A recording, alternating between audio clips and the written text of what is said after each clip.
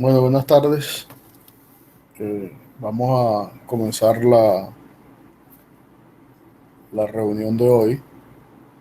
Eh, si alguien hace algún resumen de lo que hablamos ayer, cuáles fueron las cosas que dijimos ayer.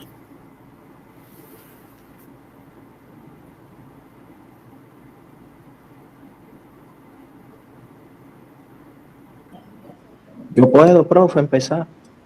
Habla pues. Bueno, chicos, ayer estuvimos hablando lo que eran las sucesiones.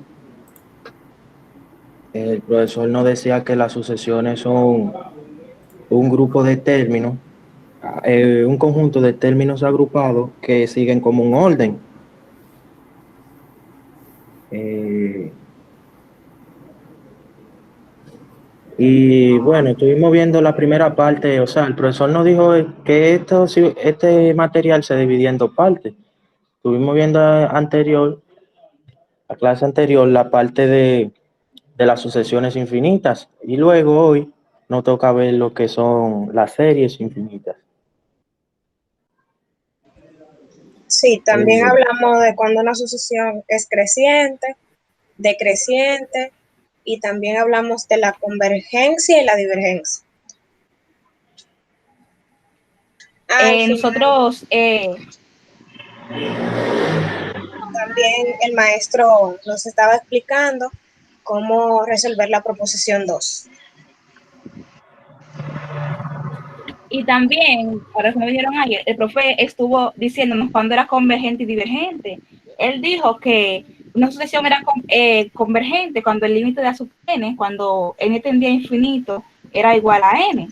Si cuando ustedes explican el límite, ustedes pueden saber si convergen o no. Cuando no te da un resultado o te da un resultado pequeño, es que converge. Cuando te da algo muy, muy grande, es que diverge y se pone el término infinito, pero no es que eso da infinito, el profesor aclaró.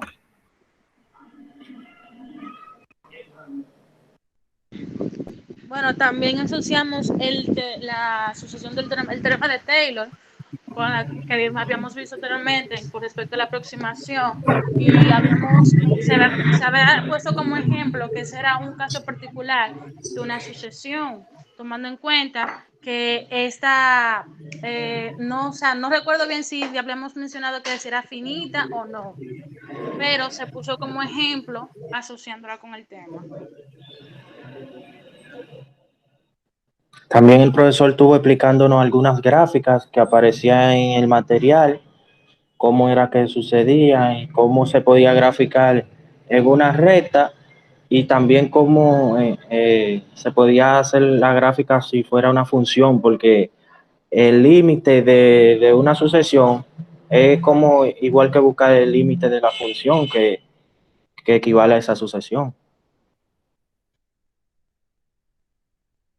También él estuvo hablando acerca de que la sucesión es una función, la cual su dominio es el conjunto de los números naturales o los enteros positivos, y que la sucesión a veces puede ser alternada, esto es cuando tiene, por ejemplo, signo positivo y no negativo.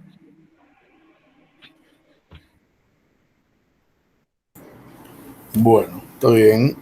Bueno, vamos a aclarar algunas cositas que dijeron que de repente lo dijeron mal, pero tienen la idea. Bueno, primero, con respecto a lo que es una sucesión, dijimos que una sucesión es un conjunto de números. En este caso vamos a hablar de sucesiones numéricas, que tienen un orden y que tienen una relación entre sí, los términos. ¿Ya? Y cada número se le llama un término de la sucesión. Y también podemos definir una sucesión como una función discreta que toma valores, el conjunto de los números enteros positivos. ¿Ya?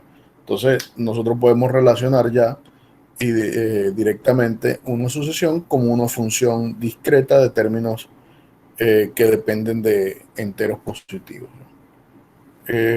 Alguien comentó acerca de la serie de la aproximación de Taylor, y bueno, sí, podríamos pensar en cada uno de los términos de la aproximación de Taylor como un término de una sucesión.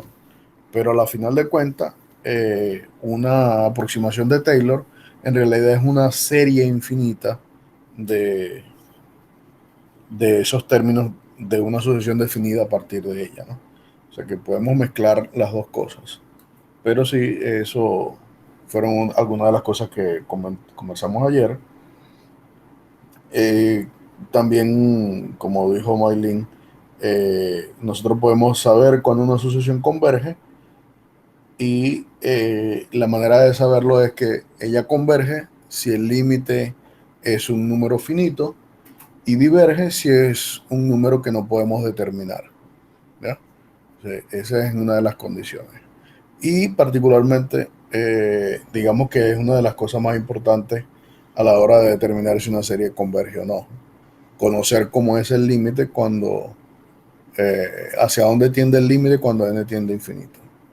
Esa es básicamente una de las razones o de las cosas que debemos valorar a la hora de determinar si una sucesión converge o no. Bien, vamos a entonces a continuar la clase de hoy y ayer quedamos en el punto número 5 que habla acerca del cálculo de límites de sucesiones. Cuando se habla del cálculo de límites de sucesiones, primero tenemos que tener en cuenta lo siguiente, ¿no? Como ya dijimos, las sucesiones las podemos ver también como una función. Entonces, lo natural o lo primero que se le viene a uno a la mente es pensar, bueno, si es una función, entonces quiere decir que yo siempre voy a poder calcular el límite para determinar si existe o no existe. Es decir, ¿será que valen las mismas propiedades del límite que tenía de funciones cuando vimos el tema de análisis en análisis 1 de límites y continuidad? Pues la respuesta es sí, salvo que debemos tener cuidado muchas veces con eso con esa respuesta, ¿no? Entonces, bueno, uno de las, digamos, del el primer resultado que tenemos para el cálculo de límites de sucesiones es el teorema que agrupa las reglas para poder calcular esos límites, ¿no? Entonces, bueno, si recordamos un poco, como les dije, de análisis 1, nosotros sí teníamos una función que era continua en su dominio, entonces sabíamos que el límite de una suma era la suma de los límites, el límite de un producto era el producto de los límites, si yo tenía un escalar multiplicado por una función, el límite de eso que estaba allí, del escalar por la función, era el escalar por el límite de la función, y que si yo tenía un cociente de dos funciones donde el denominador era distinto de cero, es decir, la función que estaba en el denominador siempre era distinta de cero, entonces yo podía calcular el límite del cociente y el límite del cociente sencillamente era el cociente de los límites.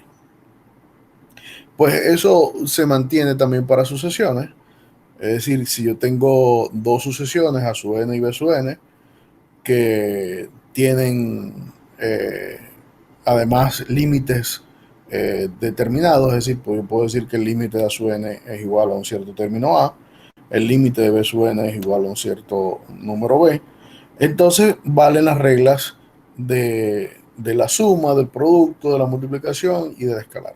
Y su demostración es exactamente similar como cuando se hace para funciones, ya que, como les dije, nosotros podemos pensar una sucesión como una función. Entonces, este resultado, más que un ejercicio, es sencillamente recordar cómo nosotros podemos demostrar las reglas de límites para sucesiones, igual como se hizo para funciones, ¿no? Entonces, una de las cosas que también va para el informe, la demostración de este resultado, sencillamente siguiendo las mismas técnicas que se tenían para funciones, ¿no? Pero tenemos que tener mucho cuidado a la hora de aplicar ese teorema. ¿Por qué? porque no necesariamente si dos sucesiones convergen o divergen, la suma de las dos sucesiones va a converger o va a diverger. O sea, hay que tener mucho cuidado en ese sentido, que el límite de la sucesión A sub n más la sucesión B sub n converja no quiere decir que la sucesión A sub n y la sucesión B sub n tengan que converger. Ejemplo, sea la sucesión A sub n 1, 2, 3, 4, 5, esa sucesión es estrictamente creciente, ¿verdad? Y por lo tanto nosotros sabemos que el límite cuando n tiende a infinito de esa sucesión eh, no lo podemos calcular, es una indeterminación, y entonces decimos que esa serie diverge. Análogamente para la otra sucesión, definida de esa manera, también el límite de esa sucesión también diverge, una diverge a más infinito, otro diverge a menos infinito, pero cuando hacemos la suma de A sub n más B sub n, eso me da la sucesión nula, cero, y esa sucesión claramente converge a cero. Es decir, que la suma converja no quiere decir que cada una de las sucesiones, tanto A sub n como B sub n, tengan que converger. Al igual, si yo tengo la multiplicación por un escalar, eh, eso también puede ser que no necesariamente sea cierto. Entonces, lo que quiero resaltar es que nosotros tenemos que tener cuidado que aunque el producto de una sucesión converja o el producto de una sucesión por un escalar converja, no quiere decir que la sucesión a la cual estemos tratando de determinar su convergencia también tenga que converger. ¿Entendido? Es decir, pudiera tener yo sucesiones que no converjan, pero cuando la multiplico por un escalar, ellas sí convergen. O lo contrario. Entonces tenemos que tener cuidado en ese sentido, ¿no? Entonces, siguiendo la misma analogía de las propiedades de los límites, para sucesiones también existe un teorema del sándwich que es equivalente también al teorema del sándwich que existía para funciones, y todo esto proviene de que las ideas o las nociones que se están estudiando de sucesiones provienen de las ideas del estudiar también funciones. ¿Por qué? Porque se trabajan como funciones, pero funciones discretas. O sea, el teorema del sándwich para funciones decía que si usted tenía una función f y una función h que acotaban a una cierta función g, y el límite de f usted lo podía calcular y el límite de h también lo podía calcular, era igual a l, entonces el límite de la función que quedaba en el centro también lo podía calcular y tenía que ser igual al mismo límite. Bueno, eso es exactamente lo que dice el teorema del sándwich, que si usted tiene tres sucesiones que se pueden, que sus términos se pueden establecer con esa relación que está allí, que A sub n menor o igual que B sub n menor o igual que C sub n, y además se cumplen que el límite de A sub n y el límite de C sub n es L, entonces el límite de la sucesión que queda encerrada también tiene que ser L como los límites de las otras sucesiones. Es decir, que eso es lo que se llama el teorema del emparedado o el teorema del sándwich. También otros textos lo llaman de otra forma. No recuerdo Le ahorita el dicen nombre. teorema de la compresión en otro texto. O también el teorema de la compresión también puede llamarse así. Pero nosotros más o menos, cuando dicen sándwich, ya más o menos entendemos que es que algo está comprendido entre otras dos cosas. Su demostración es muy sencilla y sencillamente es replicar exactamente lo que se hacía en la demostración del teorema del sándwich para funciones, salvo que ahora vamos a cambiar los conceptos por sucesiones y utilizar la definición de convergencia. Bien, por ejemplo, nosotros sabemos que la función 1 sobre n converge a 0, entonces nos interesaría saber si esta sucesión también converge a 0, que el coseno de n sobre n converge a 0. Y eso es cierto, ¿ya? Vamos a ver por aquí. Vamos a probar esto.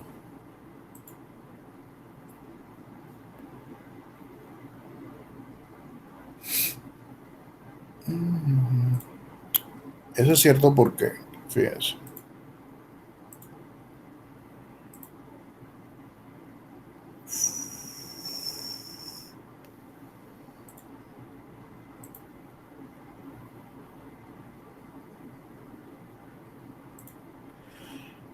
Eso es cierto de la siguiente forma. Nosotros sabemos que 1 sobre n, ya nosotros incluso lo probamos, converge a 0, ¿cierto? Ahora, yo quiero saber si coseno de n sobre n converge a 0. Para saber si coseno de n sobre n converge a 0, lo que tendría yo que conseguir dos funciones que acoten al coseno de n sobre n. Bien, como del cálculo, nosotros sabemos que la función coseno de x siempre está acotada entre menos 1 y 1, ¿correcto? Es decir, que el valor absoluto de eso es menor o igual que 1. ¿Ya? Sí. Y además, la función 1 sobre n también podemos decir que es menor o igual que 1. Para cualquier valor de n, todos sus valores son siempre menor o igual que 1. En particular, sin la barra también satisface eso. ¿Verdad que sí? Entonces, el producto de coseno de n sobre n es menor o igual que 1. ¿Cierto? O, bueno, perdón, Sí. menor o igual que 1 sobre n, en realidad. ¿Ya? Porque lo que hago es multiplicar por 1 sobre n a ambos lados y me queda que eso es menor o igual que 1 sobre n.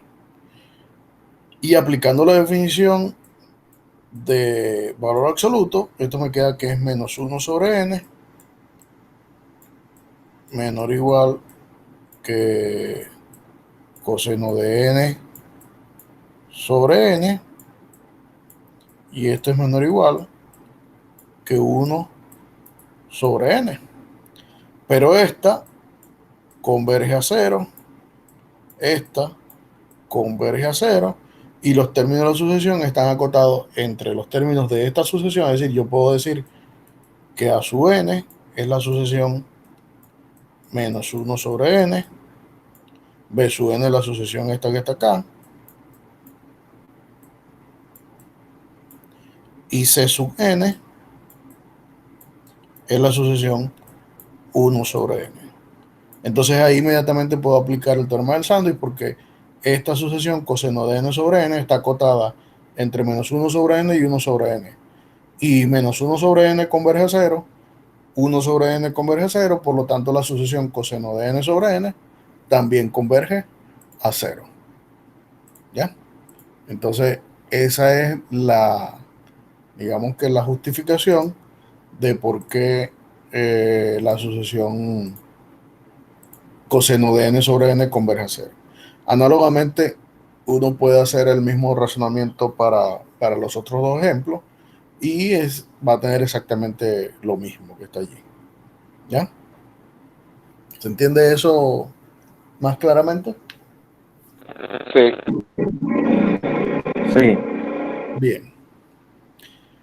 Bien. Entonces, ahora, ya que hemos introducido el concepto de función y todo eso, ¿de qué manera nosotros podemos ahora, o de qué otra forma nosotros podemos intentar tratar de calcular convergencias de funciones? Bueno, entonces para eso está el teorema de la función continua para sucesiones.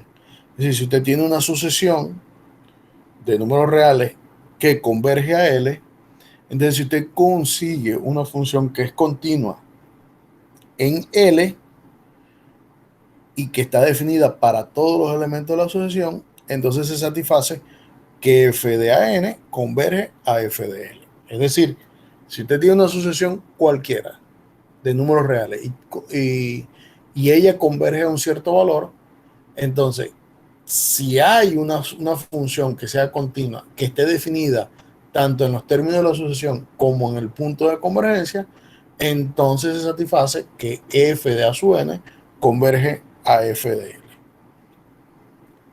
Esta demostración, como dice allí, es un ejercicio y sencillamente lo único que hay que aplicar es la definición de convergencia y el hecho de que la función sea continua. Porque ya nosotros sabemos que si una función es continua, el límite existe, ¿verdad? Y como el límite existe, entonces ya yo voy a poder por allí extraer la información que me conviene para determinar si la función converge o no converge. ¿Se entiende eso? Sí. Sí. Sí. Bien, vamos ahora a ver algunos ejemplos donde podemos aplicar este teorema. Por ejemplo, la sucesión 2 a la 1 sobre n. Vamos a volver a nuestra pizarrita que me mostró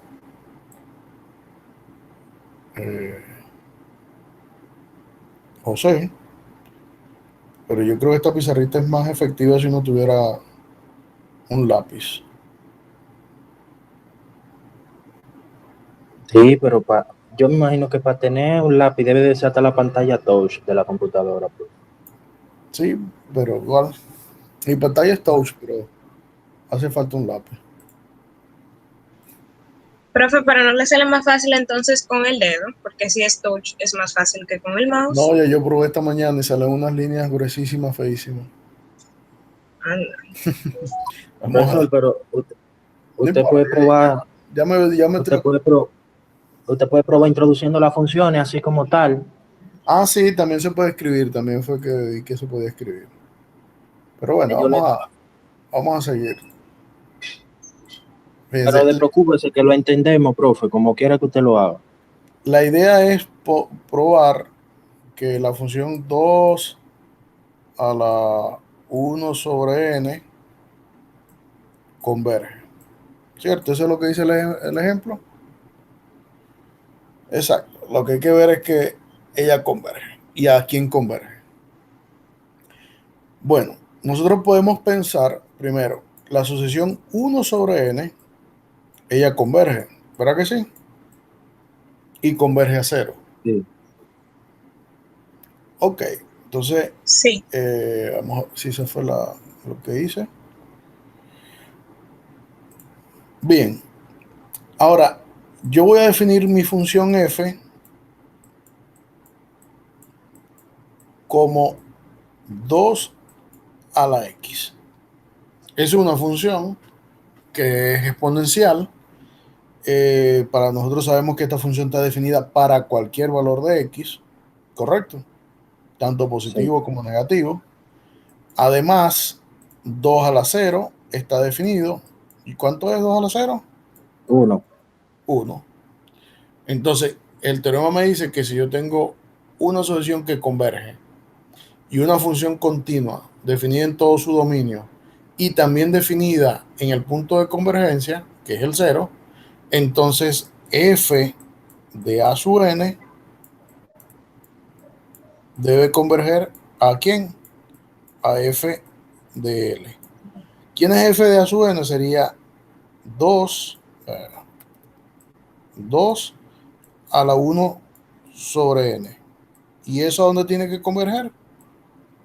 A 2 a la 0. ¿Y cuánto es 2 a la 0? 1. Es decir, que esta sucesión converge A 1. a 1. O sea, esa es una manera de aplicar el teorema de convergencia para funciones continuas. ¿Entendido? Sí, maestro. Entonces, básicamente eso es lo que tratamos de demostrar con ese teorema, ¿verdad? Y entonces, aunque pareciera muy sencillo, es importante ¿qué pasó aquí? Es muy importante su aplicación, ya que nos va a permitir a nosotros que dado cualquier sucesión, yo voy a poder buscar otra manera de hallar la convergencia. No solamente calculando, porque si yo calculo el límite cuando n tiende a infinito de esto que está acá, tengo que utilizar una propiedad de límites que no tengo. que la propiedad del límite lo que dice es que el límite de a la f de x sería igual a a elevado al límite de f de x, pero esa propiedad no la tengo dentro de las sucesiones. Por lo tanto, tengo que tratar de buscar otro método, que en este caso sería el teorema de la función continua para sucesiones. Bien, ahí en el material yo presento más o menos la misma noción, pero muestro una gráfica, ¿no? Para que se den cuenta cómo la misma función, como ya habíamos visto anteriormente, incluso también de los gráficos, muestra que esa sucesión converge a cero cuando x se acerca a cero. Bien, otro de los teoremas importantes que tienen que ver con las funciones continuas ahora es el siguiente. Dice que si f es una función que está definida para todo x mayor que un cierto n0 y que a su n es una sucesión de números naturales, tal que a su n es igual a f de n, para n mayor o igual que 0, entonces el límite cuando n tiende a infinito de f de x es igual a L, implica que el límite cuando n tiende a infinito de a su n sea igual a L. Es decir, lo que está diciendo el teorema es que si usted define una sucesión a partir de una función cualquiera, si el límite de esa función existe, entonces la sucesión que usted define a través de esa función también existe, y lo que dice es que converge. ¿Ya? La demostración no la voy a detallar, no está ahí bien explícita. Sería bueno que la leyeran, la trataran de entender, porque esto le va a dar herramientas, o algunas herramientas, para que ustedes puedan construir otras demostraciones o resolver algunos ejercicios. ¿Ya? Entonces, sencillamente traten de leerla. Si en algún momento no entienden algo, pues me preguntan y aclaramos un poco lo que está allí, pero creo que está bien sencilla. Entonces, ahora, ¿cómo aplicamos o cómo ilustramos este teorema? Bueno, lo vamos a ilustrar con el siguiente ejemplo. Vamos a demostrar que el límite cuando n tiende a infinito del logaritmo neperiano de x sobre n, el logaritmo neperiano de n sobre n, es igual a 0. Si nosotros logramos demostrar eso, lo que estamos demostrando en realidad es que la sucesión definida por logaritmo de n sobre n es igual a 0. Es decir, converge a 0. Bien, nosotros podemos definir esta función como logaritmo neperiano de x. Vamos a ver si lo hacemos en la pizarra.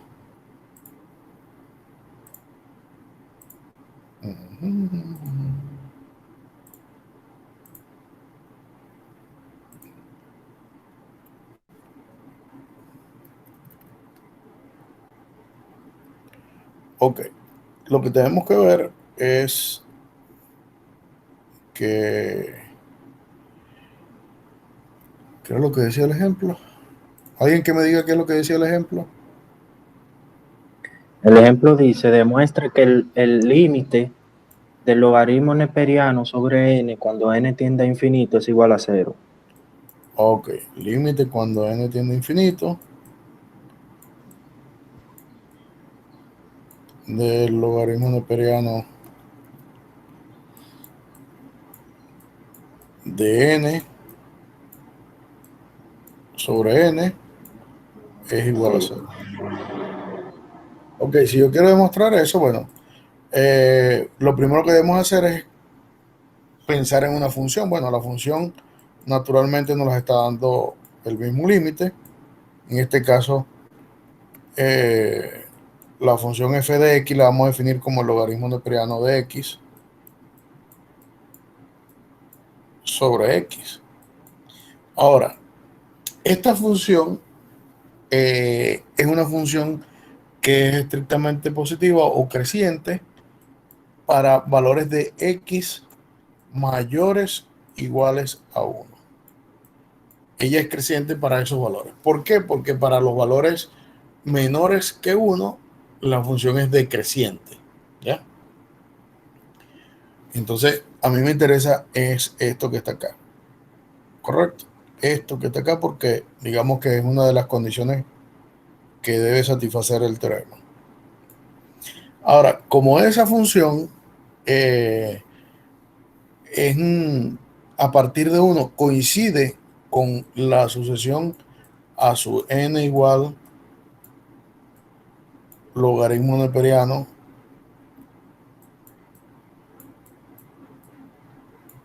de n sobre n, entonces a mí lo que me interesaría es calcular este límite, ¿ya? Ahora, en vez de n, colocar directamente el límite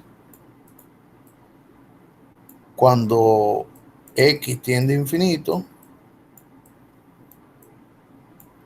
del logaritmo neperiano de x sobre x.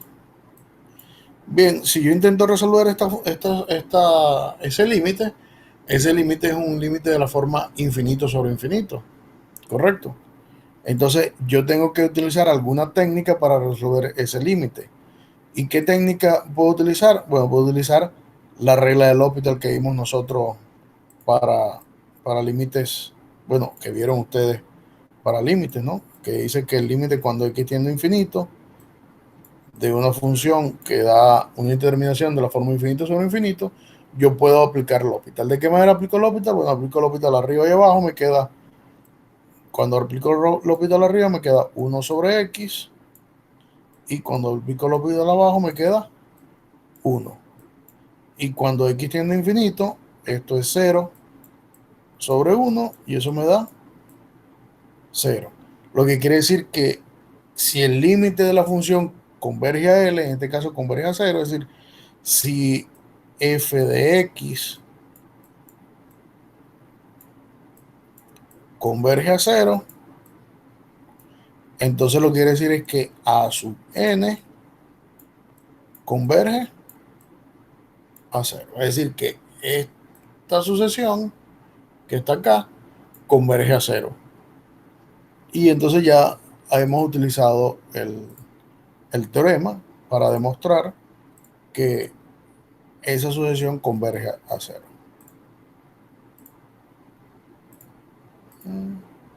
Eso pues.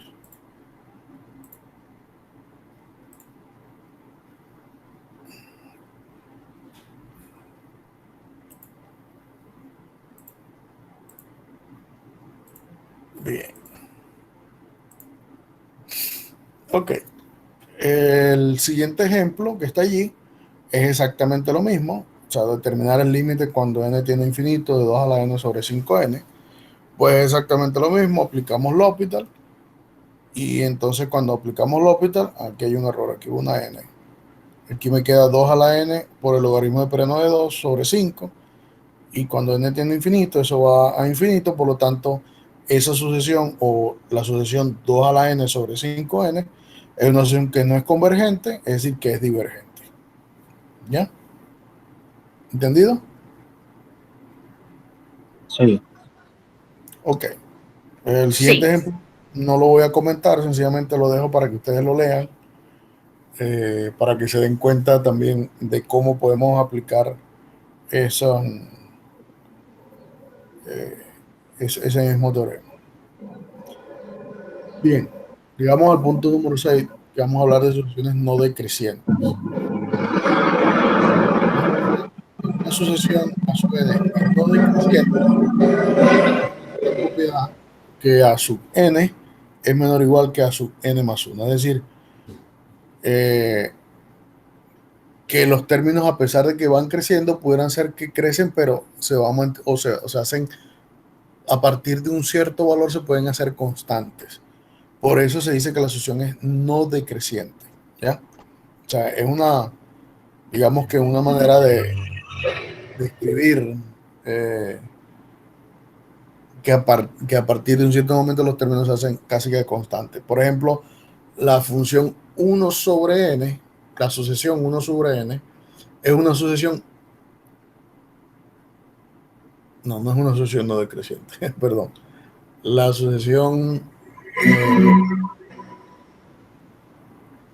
n-1 sobre n, creo. Esa sucesión es una sucesión no decreciente porque a partir de un n muy grande, escribir n-1 sobre n es exactamente casi lo mismo. Entonces ya se dice que es no decreciente. Sucesiones que son no decrecientes, estas que están acá.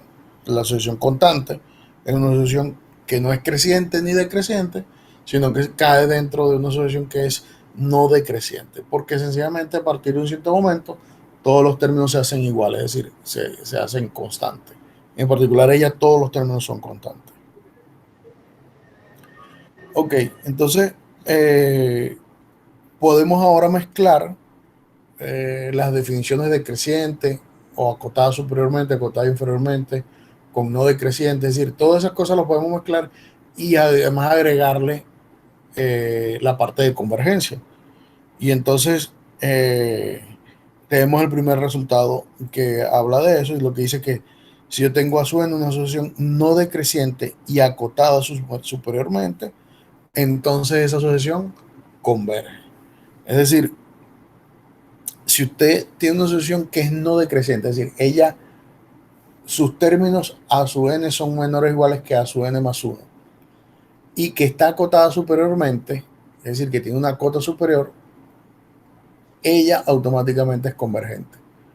¿Por qué? Bueno, porque que sea no decreciente pudiera ser que ella empieza a crecer, pero a partir de un cierto K, todos los términos de la asociación se vuelven constantes. Entonces, quiere decir que todos van a ser constantes, por lo tanto va a haber una cota superior que yo me puedo fijar, y como todos los términos no van a pasar de esa cota, que esa cota es un número real positivo, entonces quiere decir que la asociación converge. ¿Y a quién converge? Converge a ese valor que está allí. ¿Ya? La demostración, si ustedes tienen acceso al libro de Spiva, está allí, la pueden chequear, es muy intuitiva, muy sencilla, pero geométricamente lo que dice es eso, ¿no? Que acabo de explicar. Bien, otro de los términos que nos interesa a nosotros a la hora de hablar, porque vamos a definir lo que es una asociación de Cauchy, es el término de subsucesión. ¿Qué significa una subsucesión? En realidad lo que significa es que cuando usted agarra y tiene una sucesión de elementos, de términos, usted puede decir que alguien es una subsucesión si usted de esa colección de términos empieza a escoger ciertos términos, pero no los escoge al azar, sino que los escoge manteniendo el mismo orden de la sucesión. Es decir, el orden de la sucesión no se pierde. Yo puedo decir, bueno, yo voy a tomar, si esta sucesión tiene infinitos términos, yo voy a tomar, no voy a tomar desde el primer término, sino que voy a tomar a partir del término número 1000. Y del 1000 en adelante yo defino una nueva sucesión. Eso que está allí es una subsucesión de la sucesión que está allí. Es decir, o yo puedo decir, bueno, yo no voy a tomar todos los términos, sino que voy a tomar solamente los términos pares de la sucesión. Es decir, el término 2, 4, 6, 8, 10. O decir, voy a tomar los términos impares, o voy a tomar los términos que son múltiplos de 3. Y así sucesivamente yo puedo definir la subsucesión de diferentes formas. Lo que sí debe garantizar es que los números que yo escoja deben mantener esta relación que está acá. Es decir, que el primero sea menor que el siguiente y así sucesivamente. Y en ese mismo orden que se mantengan esos términos, se deben mantener los términos de la nueva sucesión que se llama una subsucesión.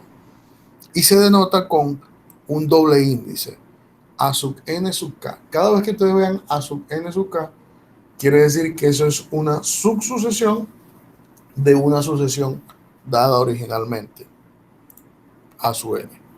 ¿Ya? Por ejemplo, la sucesión definida por 2n es una subsucesión de la sucesión definida por la sucesión n. O la sucesión constante igual 1 es una subsucesión de la sucesión esta alternante menos 1, 1 que está aquí.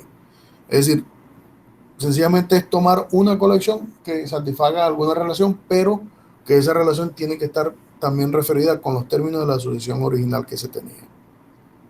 ¿Se entiende eso claramente? Sí, profe. Sí.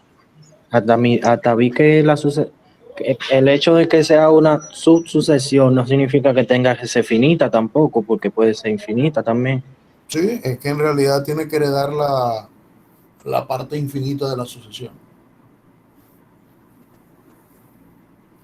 Bien, entonces, uno de los primeros resultados que podemos enunciar a partir de ya todo lo que conocemos de sucesiones es que toda subsucesión de una sucesión acotada también es acotada. Y eso es más o menos claro e intuitivo de, de que la sucesión sea acotada. Porque si la sucesión es acotada, lo que dice es que a partir de un cierto número n, todos los términos de la sucesión van a estar por debajo de un cierto valor m mayúscula. Correcto, porque eso era lo que me decía. Y por encima de un cierto valor m minúscula, que sea acotada, lo que quiere decir que existe m mayúscula y m minúscula, tales que los términos de la sucesión están entre m minúscula y m mayúscula. Si recordamos un poco la definición, vamos a cambiar un poco aquí esto.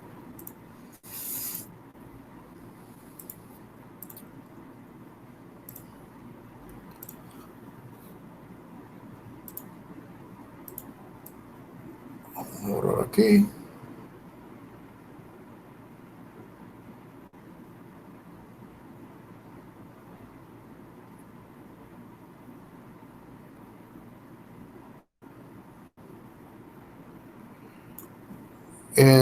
Nosotros sabemos que una sucesión es acotada si existe un cierto m y un cierto m, ¿verdad?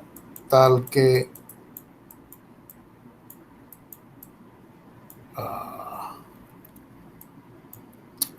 no voy a escribir, tal que pasa lo siguiente. ¿Qué es lo que ocurre? Que m es menor o igual que a su n, perdón, no, eso no era que era acotada. Si una sucesión es acotada, quiere decir que existe un cierto valor m0, tal que el valor absoluto de a sub n es menor o igual que m0, donde este m0 depende de la cota inferior y de la cota superior. Eso es lo que quiere decir, es decir que en otras palabras está acotada así.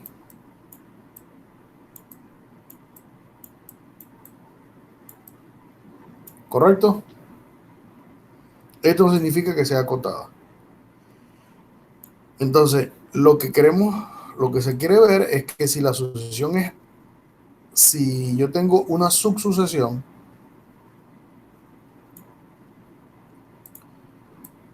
si a sub n sub k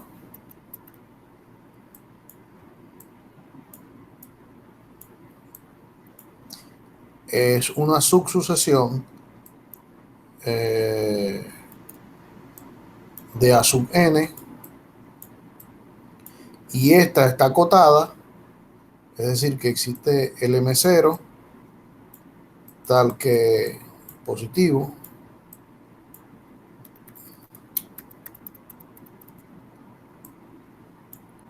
m0 positivo,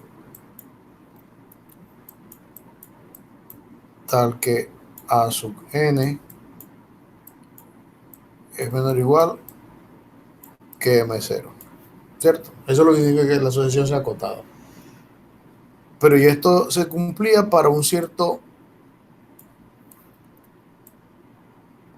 n mayor que n, ¿correcto?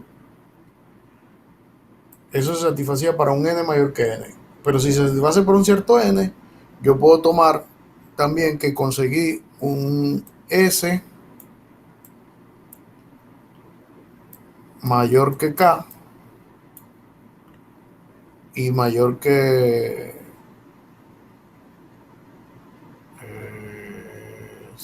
sí, tal que se satisface que a sub n sub k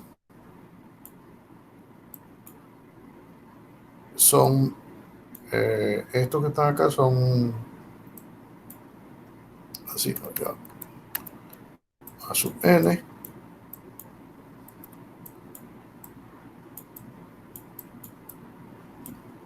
y a sub n sub k. Pero como estos son más pequeños que estos y este ya está acotado, entonces quiere decir que este también está acotado, porque esto se cumplía para todo n mayor que este k. Entonces, por lo tanto, la sucesión que está aquí, la subsucesión también está acotada, igual que la sucesión que tenía inicialmente. ¿Ya? Entonces, es una de las formas de mostrar que esa sucesión está acotada.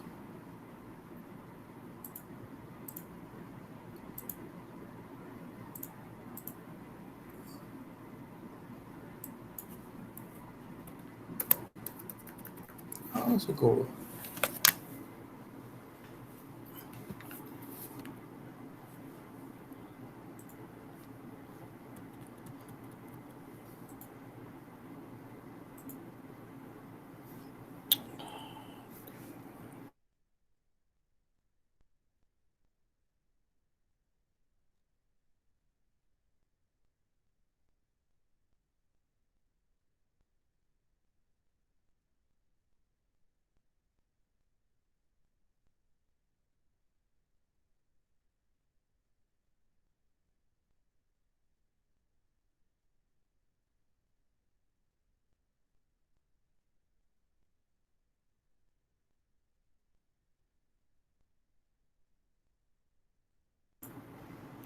Volví.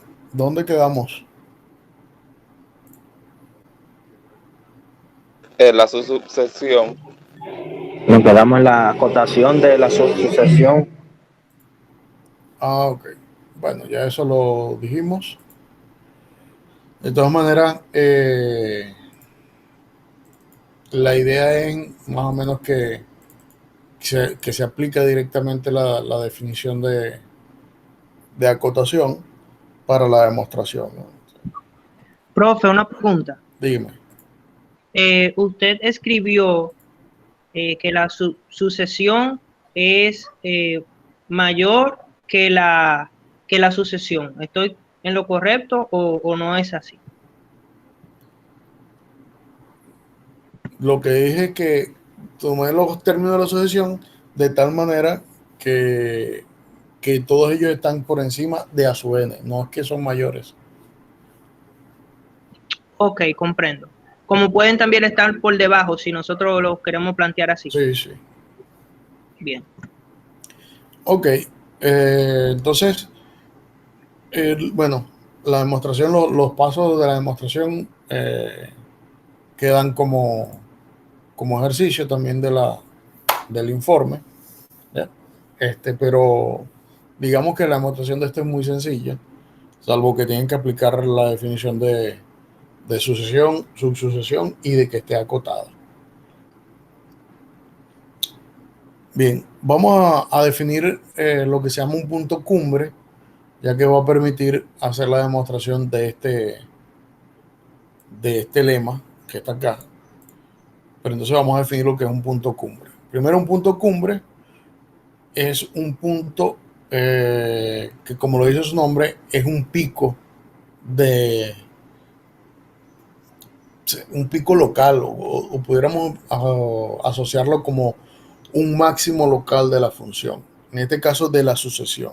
Entonces, si n0 es un número natural, diríamos que n0 es un punto cumbre de la sucesión a su n cuando todos los términos de la sucesión son más pequeños que a sub n0, para todo n mayor que n0. Por ejemplo, en este ejemplo que está acá, el punto en 2 es un punto cumbre. ¿Por qué? Porque todos los términos de la sucesión son más pequeños que él a partir de un cierto momento. Es decir, aquí yo puedo ver que él es como un máximo. O sea, si esto fuera una función, esto es como un máximo y un máximo local. O sea, en este pedazo, él es un punto cumbre.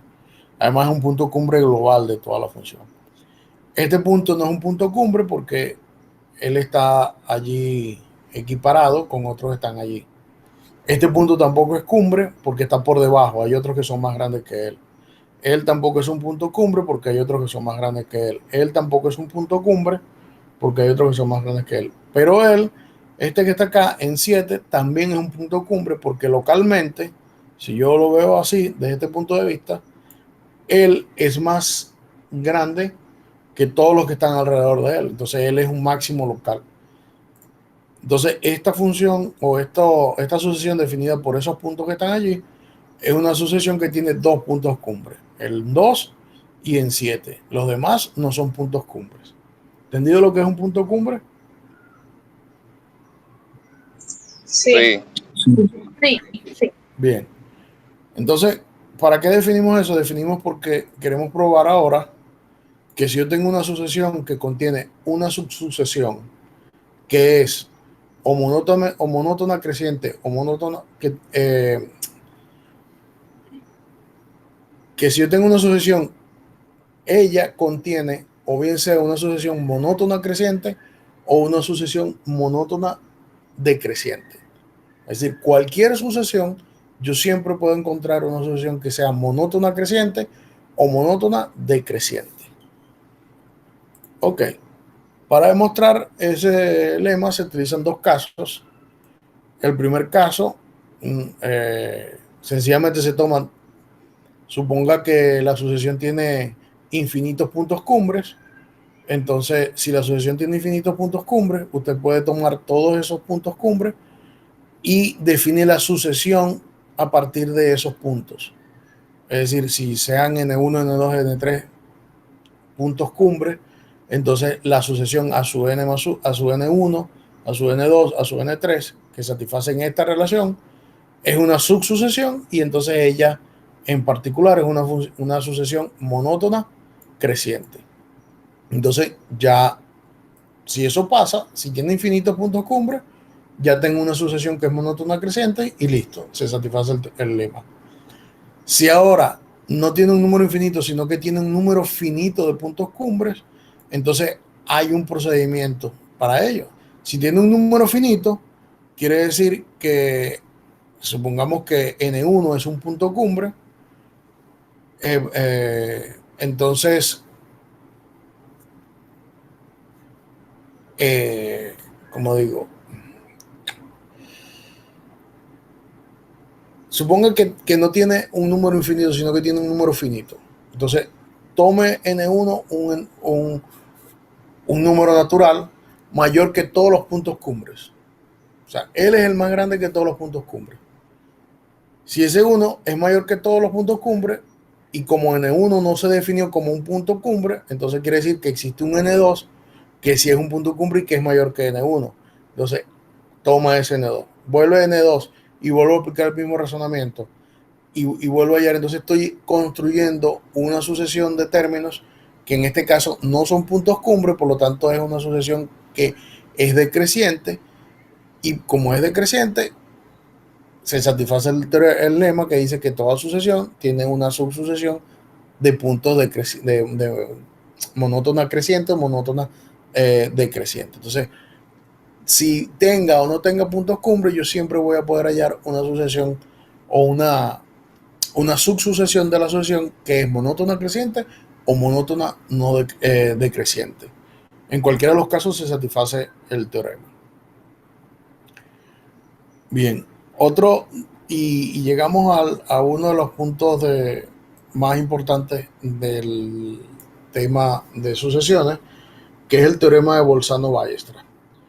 El teorema de Bolzano-Weierstrass lo que dice es que si usted tiene una sucesión acotada, siempre ella tiene una subsucesión que es convergente. Este teorema es uno de los teoremas quizás más importantes del análisis, el teorema de Bolzano-Weierstrass, porque no solamente es aplicado para sucesiones, sino que también se aplica para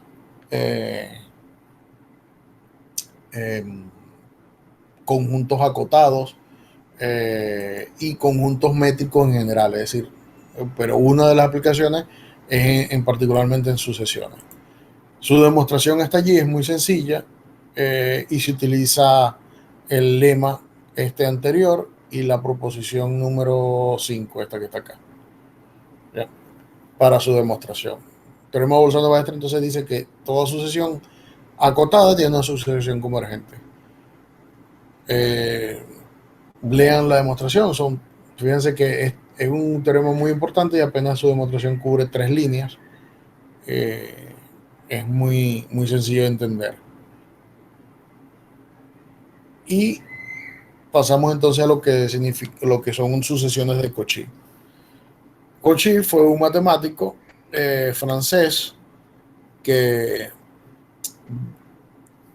dio una definición de cuándo, una caracterización de cuándo una sucesión se podía llamar convergente, y a esas sucesiones se le llamaron sucesiones de Cauchy. Y era lo que decía José al principio. Una sucesión se llama de Cauchy si para todo épsilon mayor que 0 existe un número natural n, tal que para todo m y n más grandes que n, a sub n menos a sub m es menor que épsilon. Es decir, la proposición que ustedes que vimos hace rato, que estaba ya que demostrar que, no me acuerdo qué era lo que decía, pero había que demostrar algo que era similar a esta definición. N, K es mayor o igual que N mayúscula, entonces AN menos AK era menor que épsilon. Exactamente. Entonces, eso que estaba allá, lo que estaba dando pie era la definición de una sucesión de Cauchy, ¿ya? Pero aquella, en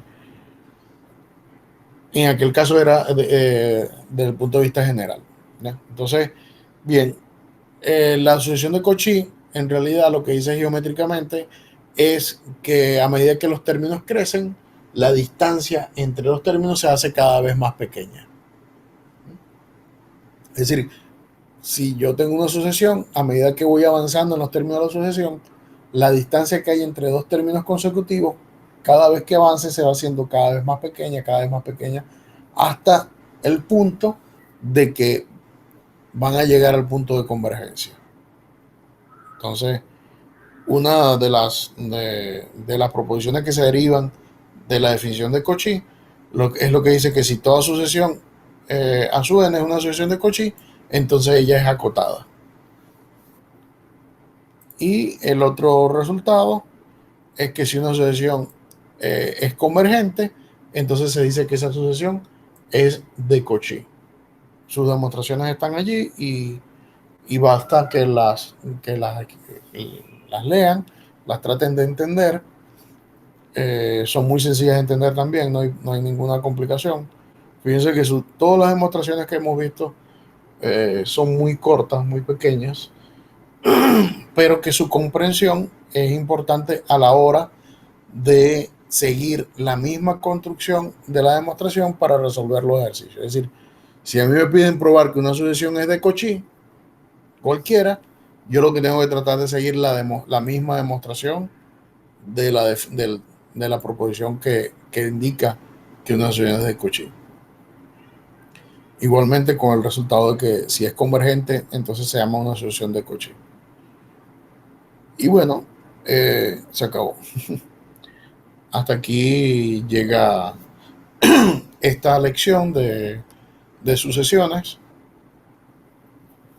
Lo importante de toda esta lección es que, primero, permite determinar cuándo una sucesión es convergente o no.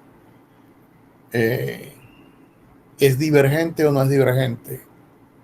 Y además, calcular de manera inmediata o directa a quién converge cada una de esas sucesiones. Es decir, lo que nos deja de aprendizaje es exactamente eso, que posiblemente en algunos casos sea sencillo, pero en otros casos determinar si una sucesión es convergente o no es convergente no sea tan sencillo, pero utilizando las técnicas o los teoremas y las demostraciones que hemos visto hasta ahora, posiblemente sea mucho más fácil determinar cuándo una sucesión es convergente y cuándo no es convergente.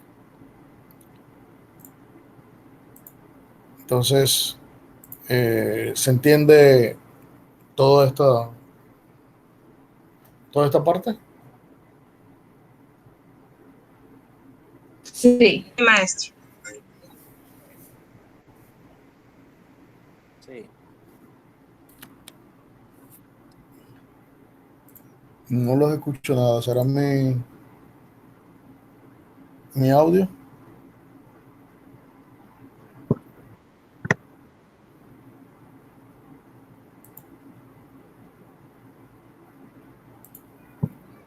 Y ahí, profe, escucha. Ah, ok, ahora se escucha. Bien, entonces bueno, hasta aquí podemos dejar la reunión de hoy. Los invito a que lean otra vez el material, traten de entender las cosas que están allí. Cualquier duda, pues preguntan en la próxima clase, que sería el próximo martes. Y en el transcurso de estos días, yo trataré de ir agregando, bueno, tengo que agregar la siguiente lección, que es de series, y además cargar lo que representan las dos próximas evaluaciones, que son la tarea y habilitar el espacio para que hagan la entrega del informe una vez finalizadas las dos lecciones. O sea, todavía falta la segunda lección que vamos a ver, pero es bueno que vayan trabajando los ejercicios y pues preguntando y haciendo, la práctica. Entonces, bueno, si no tenemos más preguntas, nos vemos en la próxima clase. Yo tengo no Ajá, una pregunta, profe. Presentarle de nuevo la proposición número 2, a ver si ahora está bien. bueno, está bien.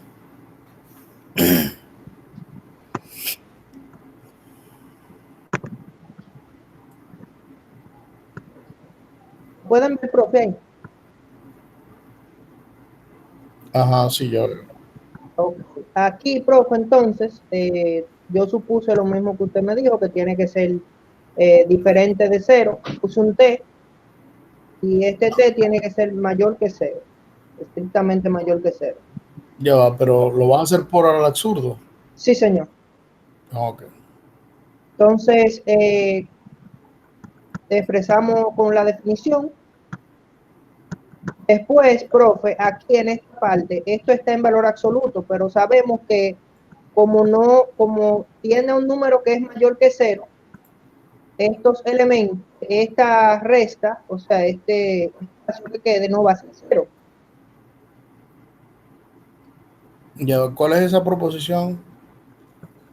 La número 2. ¿En qué parte está?